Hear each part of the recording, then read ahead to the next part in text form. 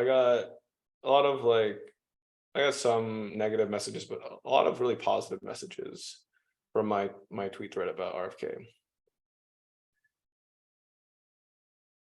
Like a lot of people that were like, "Oh, I can't publicly agree with this." Okay, first of all, that's annoying, but it's like, thank you for saying that. It's like lots of kudos to you.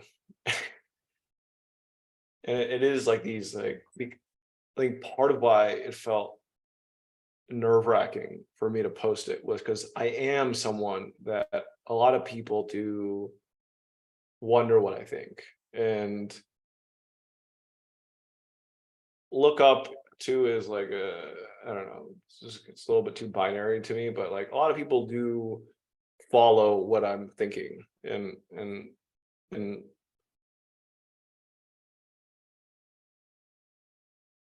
the logic behind me not sharing that is, oh, will they respect me less for uh for taking seriously a conspiracy theorist? And by the way, what better way to try to kneecap RFK than say that he is the campaign of untruth when the whole point is that he is the campaign of truth? What a brilliant fucking move. That's exactly what's happening. And again, I'm not defending every single factoid that he's ever uttered. Not defending that. I'm defending the big truths he has gotten right. And I'm not saying that Fauci has never uttered a truth, but the biggest truths, he's a big ass fucking liar. And so, where am I going with this? Well, I guess me posting this, like, because I'm like a node, a meaningful node, an influential node within like a network of a lot of people. Mm-hmm. Me just saying it's not that scary to just take this person seriously. Who knows what the ripple effects of that are, right? So imagine just like anyone that actually feels like they have respect, like intellectual credibility within a community, or spiritual credibility, really. Like honestly, like that's as much as anything. Like I don't think people would it'll immediately come to them, but like a lot of people like me because of my vibes, because they think that I have a good pulse on what is good, right? Like that I don't associate myself with scam projects, right? And so again, the fear is that if people misunderstand what I mean when I take RFK seriously, that they think I'm not seeing clearly when I feel like I've never seen more clearly. Right? That's like, well, that's like the soup. It's like the super. It's like where it's like a lot of emotions.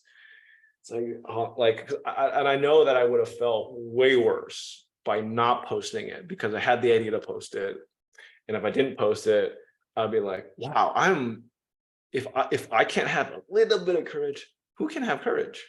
Because I think about that. I think about the censorship culture and machine that has been created. So if I'm already thinking about that, and I'm not willing to take the minor risk, and I've never been more free because I'm not part of a nonprofit where the board members are worried about their image and blah, blah, blah, blah, blah. Yeah. I'm not part of that anymore. I'm a lot free. I'm a lot freer than I used to be. And so if it's really just, if I have fewer excuses than I've ever had, and I'm still a coward, like we have no, like, why would I expect anyone else to not be a coward?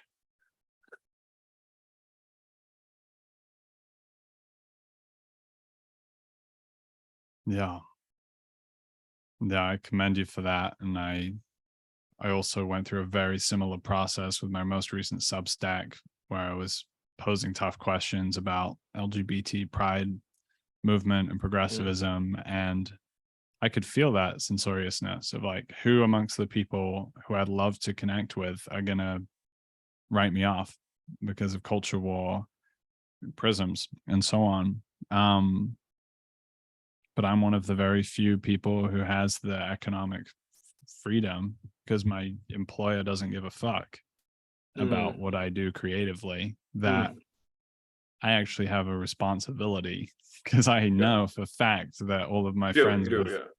those kinds of jobs wouldn't dare, and they've been trained not to for years. They've been trained since college, and they've been trained by the companies they worked for to not. And so